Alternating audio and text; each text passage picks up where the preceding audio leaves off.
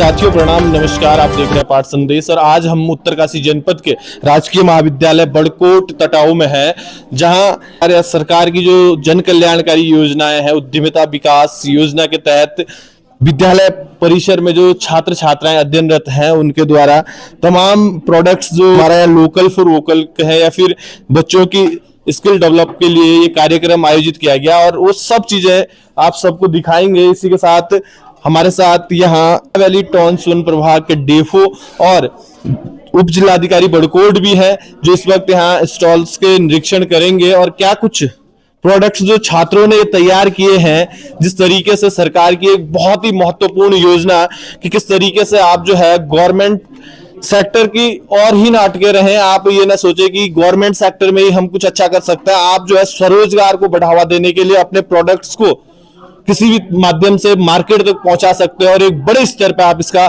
व्यवसाय भी कर सकते हो। तो साथ ही बने रहे, अभी हम आपको दिखाएंगे इस और जो उप जिलाधिकारी महोदय और डीएफओ साहब इन टाउन हॉल्स का निरीक्षण कर रहे हैं और उसके बाद हम तमाम छात्र छात्राओं से बात करने का भी प्रयास करेंगे और डीएफओ साहब से और जो एसडीएम महोदय हैं उनसे भी जानने का प्रयास करेंगे कि इन छात्र छात्राओं के इस प्रोजेक्ट को आप किस तरीके से सहयोग करने वाले हैं। तो जो प्रोडक्ट्स आज लोकल फॉर वोकल कहीं ना कहीं स्वरोजगार को बढ़ावा देने के लिए हमारी सरकार जो एक बेहद शानदार प्रयास कर रही है, जिससे कि हमारे लोकल प्रोडक्ट्स को भी पहचान मिले और हमारे युवाओं को, हमारे लोगों को रोजगार भी मिल सके। तो आज इन बच्चों से भी हम बात करेंगे, इन्होंने क्या क्या प्रोडक्ट्स ऐसे हैं जो तैयार किए हैं और किस तरीके से इनसे क्या प्रेजेंटेशन अपने प्रोडक्ट्स को लेके इनकी रहती है। जी बेटा, क्या नाम है आपका? नमस्कार सर, मेरा नाम ज्योति बड़ोनी है। मैं बीएससी सेकंड ईयर की पढ़ने वाली छात्रा हूँ।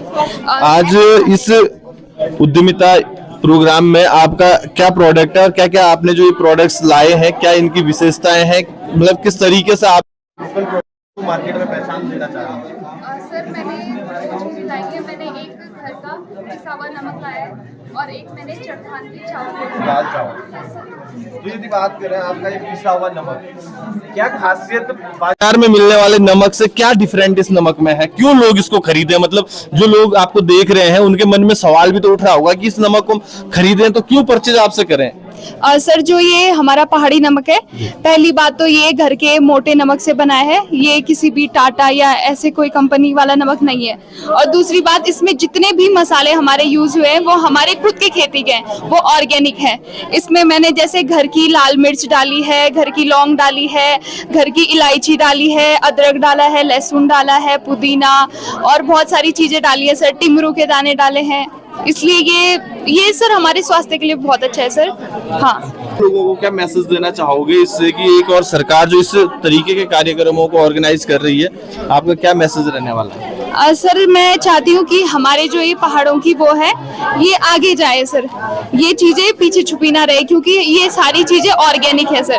जो हमारे घर पे बिल्कुल एकदम शुद्ध इसको हम कह सकते हैं, जिसमें लौंग, पुदीना, तमाम नाना प्रकार की चीजों का एक मिश्रण तैयार करके ये तैयार होता है। तो आगे भी और बच्चों से भी हम बात करेंगे। जी, क्या नाम आपका? सर मेरा नाम प्रतीक्षा है। आपने क्या प्रोडक्ट आज अपना इस प्रोग्राम के माध्यम से दिखाने का? मैंने मतलब इस प्रोग्राम के माध्यम से स्टोन आर्ट को प्रमोट किया है, क्योंकि ये जो पत्थर हैं ये यमुना रिवर के किनारे पे मिल जाते हैं, फ्री ऑफ कॉस्ट है।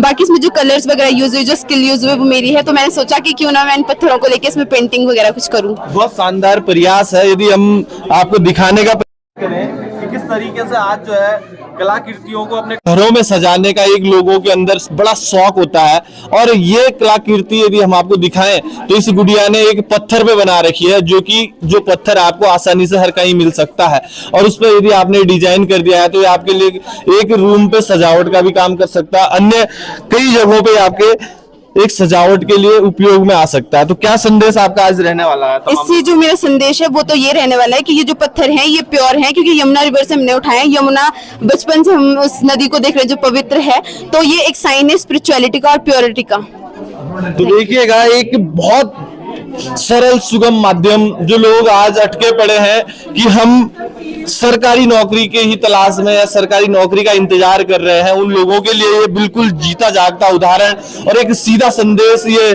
छात्र छात्राएं दे रही हैं। जी बेटा, क्या नाम आपका? मेरा नाम प्रियांशी है। प्रियांशी जी, आज आप ये देखिएगा, ये घर का भी लेके आ रखे हैं जी।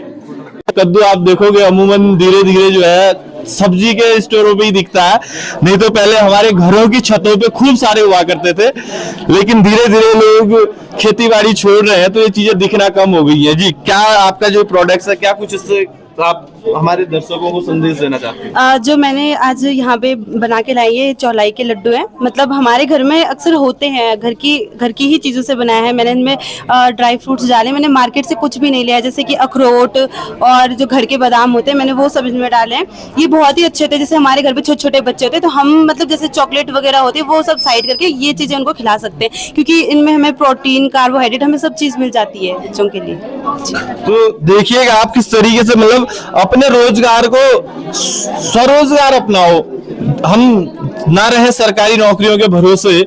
आप तमाम छात्र छात्राएं इतनी तैयारियां कर रहे हैं, लेकिन वर्षों वर्ष उन्हें रोजगार नहीं मिल पाता और कई वर्ष उनके जो है तैयारियों में निकल जाता है। लेकिन यदि आपके अंदर हुनर है तो आप अपना कोई भी प्रोडक्ट जो है अपने लोकल प्रोडक्ट्स को मार्केट में उतार सकते हैं और मार्केट में उतरते ही आप अपना एक अच्छा बिजनेस सेटअप बिठा सकते हैं और एक अच्छा रोजगार आपका बन सकता है। जी बेटा, नमस्कार, क्या नाम आपका? आराधना सर, मैं बीए थर्ड ईयर की स्टूडेंट हूँ और मैंने यहाँ पे पहाड़ी चुल्लू होते हैं सर, उनकी पोई बनाई है, चुल्लूड़ी बनाई है, जो कि हमने अपने घर में खुद लगाए हैं पेड़। तो फिर उनको पहले हम निकालते हैं, फिर उनको सुखा के फिर इनको तैयार करते हैं, अलग अलग मसाले इनमें डाल के उनका स्वाद बिठाते हैं। दिखाओगे? Yes sir. जरा हम देखे भी, ये देखिएगा, ये पोई हम इसको अपने लोकल भाषा में आप उसको चुल्लड़ी कह सकते हैं, जो चुल्लू घरों पे होते हैं। अमूमन उन चीजों से ये प्रोडक्ट तैयार होता है और गर्मियों के महीने जब खेतों में काम लगता है ना सर, तो उस वक्त जो है इसकी चटनी बना के जो है रोटी के साथ जो है जो खेत में काम कर रहे लोग होते हैं उनको लेके जाया जाता है। सब्जी की जगह ये भी प्रयोग होता है। तो बहुत अच्छा शानदार ये प्रोडक्ट है। और किस तरीके से, क्या संदेश आप देना चाहोगे हमारे सब दर्शकों को? मैं ये बोलती हूँ कि सबसे पहले तो हमें अपनी जैसे चटनी बनाते हैं सर, हमें तो बहुत जरूरत होती है गर्मियों में, तो हमें चटनी का प्रयोग ज्यादा करना चाहिए। सबसे पहले तो हमें अपने चुल्लू के पेड़ ज्यादा लगाने चाहिए, जिससे हम अपने इन प्रोडक्ट को तैयार कर सकते हैं। बिल्कुल। आज आप देखते होंगे अमूमन होटलों में आप चाउमीन, मोमोज, तमाम वो चीजें खाते हैं फास्ट फूड के रूप में, तो आपको वो चटनी नहीं मिल पाएगी जो ये बिल्कुल ऑर्गेनिक एकदम ये आपके शरीर को नुकसान ना पहुंचा के लाभ ही देगी। और दूसरी चीज, जो हम होटलों में आज जो चटनी यूज करते हैं, जो सॉस तमाम प्रकार के यूज करते हैं, वो काफी नुकसानदायक हमारे शरीर के लिए भी होते हैं और आने वाले समय में उसका भी हमारे शरीर पे एक दूरगामी असर पड़ता है। और आगे भी यदि आपको दिखाया, और भी युवा है हमारे छात्र छात्राएं जो विभिन्न प्रतिभाओं के धनी है, किस तरीके से एक सरकार की योजना को बिल्कुल हूबहू ग्राउंड पे उतारने का प्रयास ये हो रहा है। जी भाई, क्या नाम आपका? मेरा नाम रासुल चौहान है और मैं बीए 6 सेमेस्टर का छात्र हूँ। आज आपका इस प्रदर्शनी में क्या क्या प्रोडक्ट्स आपने लाए? इसमें मेरे पास अभी अखरोट है, बादाम है और घी है, यहाँ का लोकल घी है, लोकल घी, यहाँ की लोकल गाय का।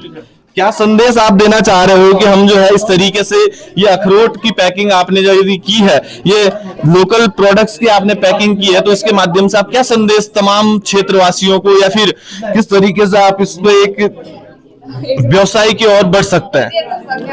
क्योंकि मतलब शिक्षा का ये अर्थ नहीं है कि आपको नौकरी ही करनी है, आप अपने लोकल प्रोडक्ट को भी बेच सकते हैं और उत्पाद हमारे पास ऑलरेडी है, मतलब उसी हिसाब से।